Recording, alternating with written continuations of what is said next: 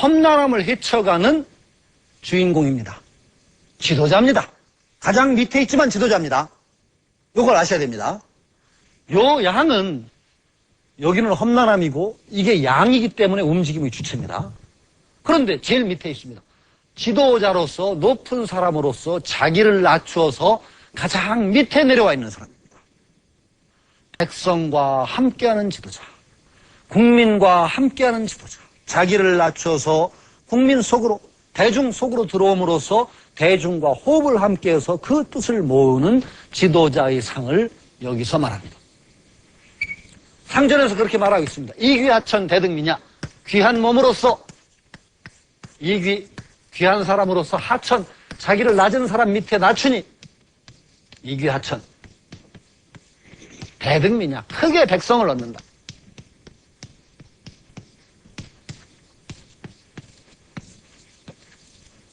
이귀하천, 이게 바로 험난함을 헤쳐가는 데 있어서 가장 근본적인 지도자상이라고 얘기합니다. 그러나 가장 험난함을 이겨가는 최초의 장면에 서기 때문에 역시 어렵고 과감한 진전은 있을 수가 없습니다. 그렇기 때문에 첫 번째 요사가 반환, 리거정, 리건우라고 나옵니다. 제가 적어보겠습니다. 반환입니다. 반환은 머뭇거린다라는 뜻입니다. 반환.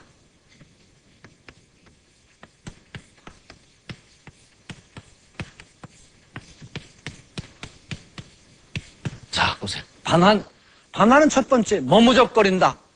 과감하게 나아가지 않고 어정거리고 머뭇거린다는 소리입니다.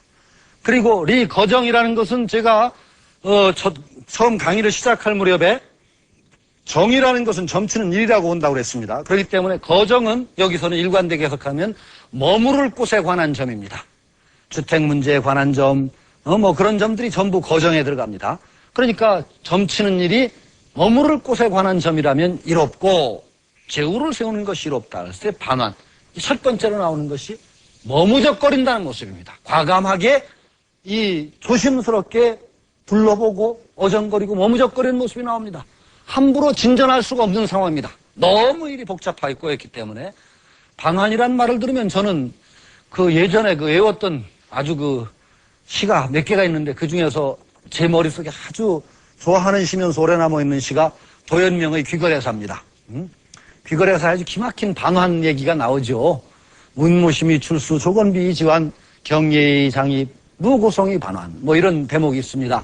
도연명이 귀거래사에서 쫙 자기 벼슬을 사직하고 내가 몇 푼 봉급 때문에 이렇게 굽실거리고 살 수야 있냐면서 벼슬을 딱 사직하고 돌아갑니다. 그래가지고서 이제 집에 머물면서 나오는 대목이 있습니다. 원일섭이 성취 문수설향관 동사는 날로 거닐어서 취미가 되었고 거니는 게 취미가 되었고 문은 비록 있지만은 언제나 닫혀져 있네. 때때로는 이리저리 돌아다니면서 멀리 바라보고 책분호 이육에 지팡이를 짚고 늙은 몸을 끌고 다니면서 가끔 쉬고 때로는 멀리 고개 들어서 바라본다. 그러면 나오는 대목이 멀리 바라보니까 운무심이 출수 구름은 무심하게 산 구멍에서 솟아나오고 새는 지친 때가 조건비 날다가 지치면은 돌아올 줄을 아는구나. 경예의 장입 햇빛은 어둑어둑 서산을 넘어가는데 무고성이 반환 애로운 소나무를 어루맞으면서 돌아가지 않고 어정거린다. 무고성이 반환입니다. 외로운 소나무 어루만지면서 어정거린다. 제가 참 애무한다는 무자 무고성 여기 반환입니다. 외로운 소나무를 만지면서 참 어정거리는 늙은 은자의 모습이 드러나죠.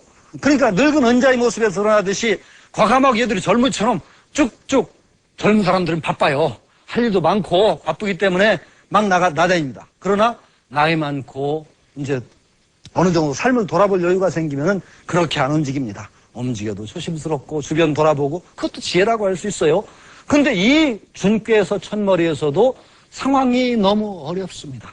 그렇기 때문에 함부로 나아가지 못합니다. 움직임의 주체이면서도 언제나 주변을 돌아보고 어정거리는 모습이 여기서 등장합니다.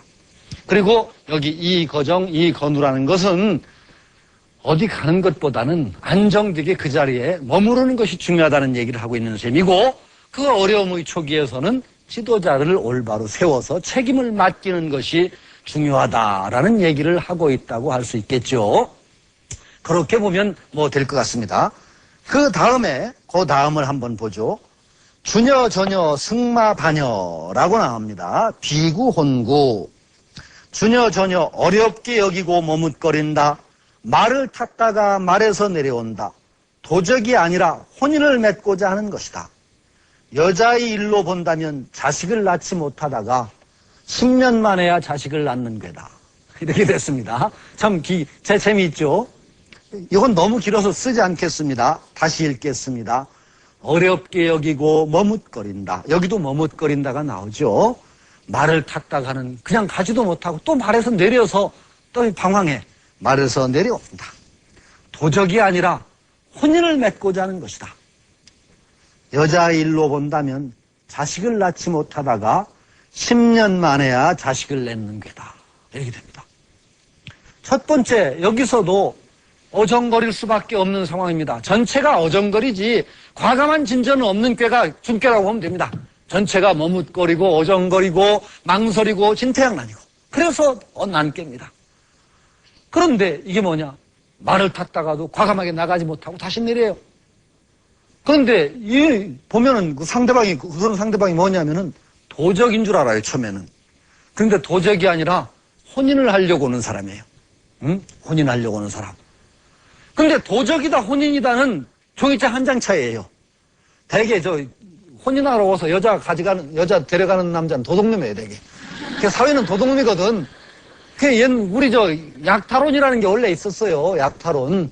이혼 마을에 가서 그 신부감 약탈해오는 풍습이 옛날부터 있었고, 이게 도둑놈은 그 도둑놈이죠, 그것도. 근데 도둑놈 치고는 이게 좀 재밌는 도둑놈이죠. 이 도둑놈은